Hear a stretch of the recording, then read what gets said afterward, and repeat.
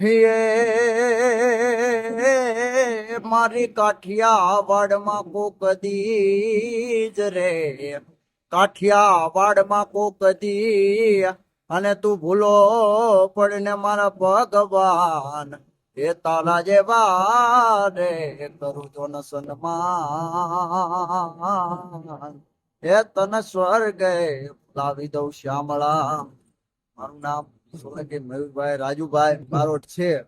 હું છેલ્લા 10 વર્ષથી કલા વારસો ગુજરાતી કલાકાર સ્ટેજ પ્રોગ્રામ દ્વારા બાપુજીએ અમને આ નાનપણથી આ લાઈન આપેલી છે કે બેટા આપણા બાપ દાદાનો વારસો છે અને આપણે જીવંત રાખવાનો છે. એના થકી અમે આ તરણેતરના મેળામાં આવેલા છીએ અને એમાં અમે દુહા છંદમાં મેં ભાગ લીધેલો છે.